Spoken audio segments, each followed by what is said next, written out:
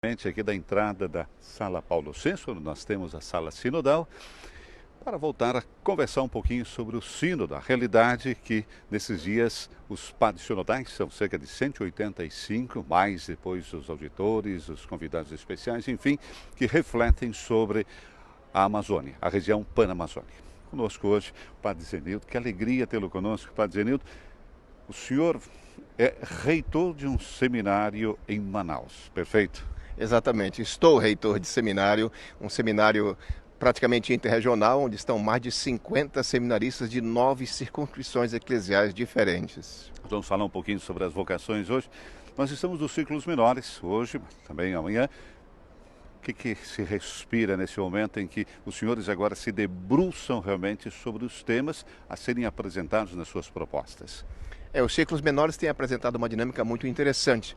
Estão fazendo ecoar as intervenções que já foram apresentadas na sala sinodal, que por sua vez são um eco do processo de escuta. O caminho agora é afunilar as reflexões e apresentar proposições mais concretas em vista da construção de um documento final acerca desses grandes temas, não é? Dentre os quais a formação presbiteral, a questão das vocações e do ministério ordenado também. Se respira um bom ar? Sim, certamente, não é?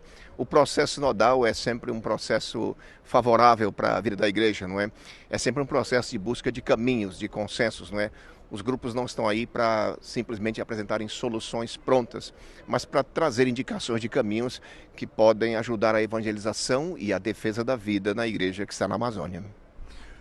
O senhor reitor de um seminário. O que significa sendo um reitor de um seminário na Amazônia, em Manaus? E da onde vem as vocações que hoje o senhor está lá cuidando com tanto carinho? O nosso seminário, eu diria, é sui generis, não é? Eu sou reitor de um seminário que pertence à arquidiocese, que está na capital, que é uma grande metrópole, mas que acolhe seminaristas das igrejas locais, da região, do Amazonas e de Roraima, de realidades muito menores, até de realidades rurais e mesmo de realidades indígenas. No seminário de Manaus nós temos um encontro, né, dessas realidades, dessas culturas e dessas perspectivas também. Estar reitor num seminário com esta configuração tem uma exigência muito grande de escuta, de tentativa de síntese e de apresentação de caminhos. Eu diria que o grande desafio para a formação presbiteral hoje na igreja na Amazônia é formar presbíteros com essa perspectiva que o sínodo traz para nós, não é? Eu venho refletindo que se trata de um processo que, por sua vez, exige a capacidade de diálogo. O presbítero formado da Amazônia tem que ser capaz dessa realidade, dessa dinâmica de interculturalidade. É um processo que exige sinodalidade. Hoje não se pode pensar que somente os formadores são responsáveis de um processo formativo, mas toda a igreja. A formação, ela é sinodal. E, sobretudo, um processo de inculturação, não é? Os padres formados na Amazônia, costumo dizer, não são padres genéricos, são padres para atuarem no concreto daquela região. Padres com os pés na lama. Padres com os pés na lama, padres com cheiro de ovelha ou daquela fauna que é própria da nossa região mesmo, né? Falamos um pouquinho das vocações. Critica-se muito as críticas que vêm, as polêmicas de que a Amazônia não tem vocações. Parece que a igreja se esqueceu das vocações autóctones, enfim, daquelas que dão origem à vida da própria igreja. Como é que se responde a isso? Eu acho que não se pode fazer uma afirmação que na Amazônia não tem vocações. Primeiro, eu acho que a gente tem que reconhecer se o modo como o ministério está organizado na Amazônia corresponde à antropologia, corresponde à dinâmica daquela região. Nossas igrejas estão repletas de pessoas que estão disponíveis para o processo evangelizador, que estão disponíveis para a dinâmica missionária. A gente também tem que reconhecer que hoje as vocações para esse modelo de ministério presbiteral são procedentes da realidade dos movimentos eclesiais, são procedentes das realidades das comunidades eclesiais, né? Nós não temos, talvez, o número de vocações ao ministério presbiteral como nós esperamos e como nós temos necessidade, não é? Mas então não se deve questionar somente o trabalho vocacional que vem acontecendo, se deve questionar também se não há outros caminhos além deste modelo presbiteral. As vocações existem. Temos vocações indígenas. Temos vocações indígenas e temos sacerdotes, presbíteros indígenas, não é? Que começam a desenvolver, a exercer o ministério junto das suas próprias comunidades eclesiais. No nosso seminário de Manaus temos indígenas da região do Rio Negro, portanto das etnias Dessana, Wapixana, Tucano, Baré, e também temos indígenas de Roraima, que são macuxis, não é? E convivemos com essa diversidade cultural, com essa diversidade étnica no nosso seminário. E as vocações em meio a essas comunidades indígenas, elas não são raridade. Elas são próprias, não é, com expressões próprias das suas etnias, não é? E chegar ao ministério nessas etnias também já é uma possibilidade. Agora é claro que falar de uma igreja com rosto amazônico e com rosto indígena ainda é um caminho que temos a percorrer. O número de presbíteros que nós temos, não é, seja no clero diocesano quanto religioso, ainda é pequeno para que a gente possa afirmar uma igreja com um rosto indígena. O senhor tem ideia de quantos sacerdotes indígenas nós temos hoje na Amazônia brasileira? Precisamente na Amazônia brasileira não saberia dizer não, porque já vai além da região do Amazonas e Roraima, mas também tem aí o centro-oeste e a parte mais do nordeste do Brasil que compõe a Amazônia legal, né? Mas já são algumas dezenas, não é? Sobretudo na vida religiosa consagrada também temos presbíteros indígenas. Basta dizer que um dos peritos presentes nesse sínodo é um presbítero de uma etnia indígena, não é? Então, mas é uma quantidade ainda pequena no total de presbíteros que nós temos no Brasil e na região. Mas é um caminho que a gente deve insistir e deve acreditar também. A formação desses sacerdotes ou futuros sacerdotes indígenas, tirando eles vamos colocar, da sua aldeia para vir para a cidade, o encontro com o homem branco, entre aspas, uma nova cultura, nova visão de mundo, é também um pouquinho complexo? Eu diria que é um grande desafio, né? Primeiro é bom a gente levar em conta que existem muitos indígenas no mundo urbano. Isso é um dado, isso é uma realidade, né? Assim como também existem muitos processos de urbanização junto das comunidades indígenas. Agora, claro, existe sempre a peculiaridade cultural, étnica também. Nós percebemos que essa é uma lacuna no nosso processo formativo e esse sínodo tem sido um elemento de questionamento, de interpelação também, para que a gente seja capaz de rever os nossos processos formativos e encontrar caminhos para oferecer a formação presbiteral junto da própria realidade, junto das próprias expressões culturais e, sobretudo, também favorecer a reflexão filosófico-teológica também a partir das categorias que esses povos têm presentes no seu universo intelectual e de conhecimento também. Existe esse choque cultural quando se vem ao seminário? Eu acho que a gente usa a expressão choque cultural, né?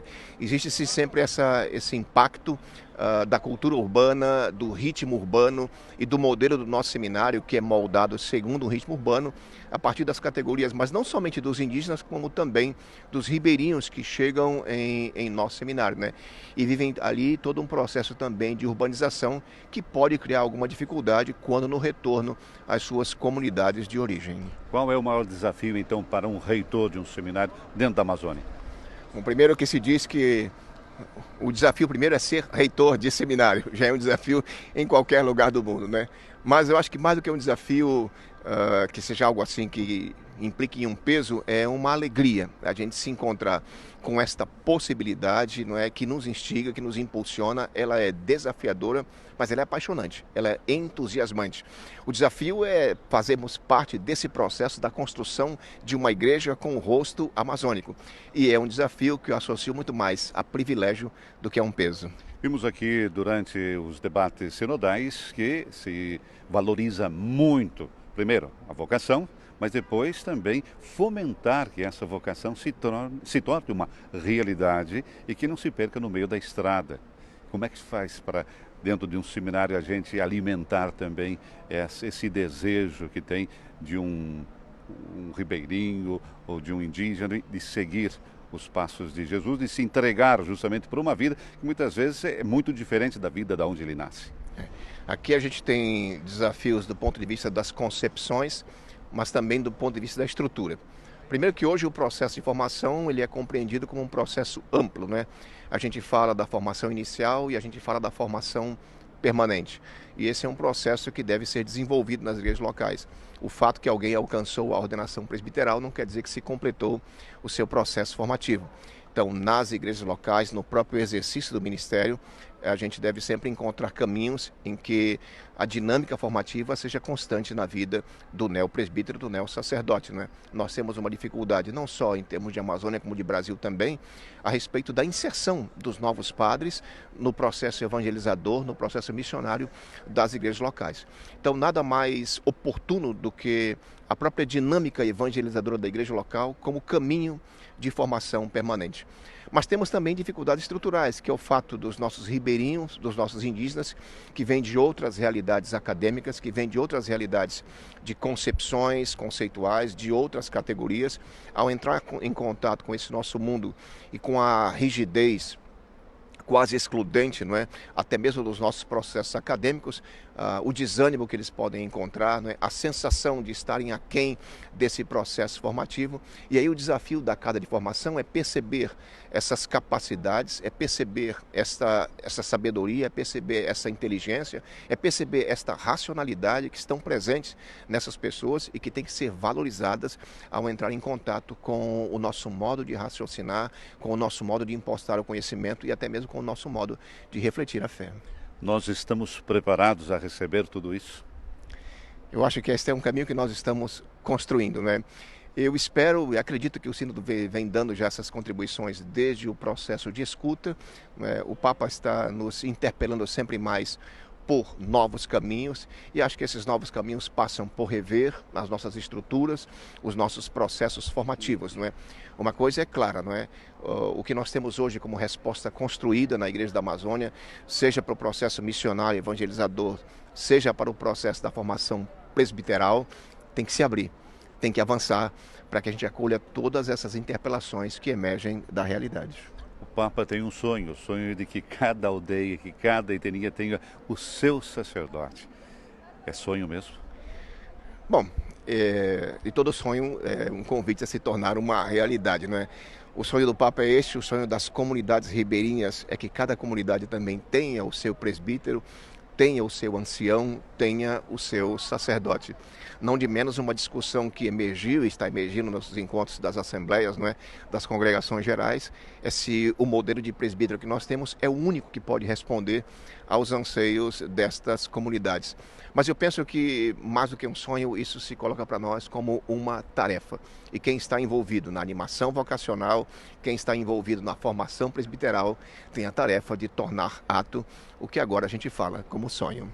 Zenildo, para a gente concluir, a Amazônia produz vocações, existem vocações e nós estamos indo para uma formação cada vez mais enculturada também dos nossos ribeirinhos, dos nossos indígenas, mas também daqueles que estão na cidade. Esse é um caminho irreversível, né? É um caminho irreversível. Eu acho que é muito importante também que este sínodo nos ajude a perceber que a Amazônia não é somente um lugar de carências evangelizadoras, de carências missionárias. A Amazônia também é um lugar de respostas, não é? E quando o Papa nos propôs envolver nesse processo sinodal novos interlocutores, também está nos convidando a nos abrir a uma nova cosmovisão, a uma nova compreensão. Então, certamente, sem medo nenhum de estar equivocado, a Amazônia é um lugar de vocações, a Amazônia é um lugar para exercício de ministerialidade, a Amazônia é um lugar com a capacidade de construir respostas para o trabalho evangelizador, para o trabalho missionário, a partir dos seus agentes locais. Padre Zenildo, obrigado pela sua gentileza de estar conosco, de contar essa belíssima realidade que é a Amazônia, a vocação da Amazônia também, que é uma terra de oportunidades também, devemos recordar isso, a Amazônia é uma terra de oportunidades e o senhor nos traz uma belíssima visão, né, uma clarividência daquilo que poderemos ter nos próximos anos. Muito obrigado. Muito bem, e peço a todos, continuemos rezando pelo nosso sínodo e pela nossa igreja que está na Amazônia. Muito obrigado. E nós continuamos ainda na tarde de hoje com os círculos menores. Amanhã nós teremos ainda a parte da manhã círculos menores, depois volta-se para as congregações. Aliás, na sexta-feira não temos, né? Vocês estarão de férias, não é bem de férias não, porque se continua a elaborar os textos que serão apresentados na segunda-feira em congregação geral, para que se comece então a funilar e dando as propostas, né, Padre? Eu creio que é o momento então de colocar no papel aquilo que se deseja de propor ao Santo Padre. Eu acho que esse momento ele é muito importante para o sínodo, né? Eu diria que é o momento do espírito. Acho que a congregação geral ontem ela terminou com apelos bastante concretos do Santo Padre e ela se reiniciou hoje com os grupos de trabalho, os círculos menores, a partir dessas perspectivas e dessas interpelações. É momento do Espírito e a gente não vai estar reunidos em congregação geral, mas muita gente vai estar trabalhando na elaboração do texto. começamos a construir os caminhos que o sino nos interpelou. Obrigado mais uma vez, Padre Reizão. Padre Zenildo, que esteve com a gente. Nós voltamos, naturalmente, contando para vocês diretamente aqui da Porta do Sino, daquilo que neste momento nós estamos vivendo aqui no Vaticano, mas com as orações de todos vocês em todo o Brasil.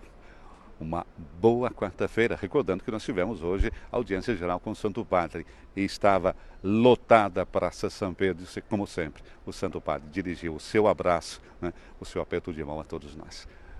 Obrigado pela presença de vocês e um grande dia a todos.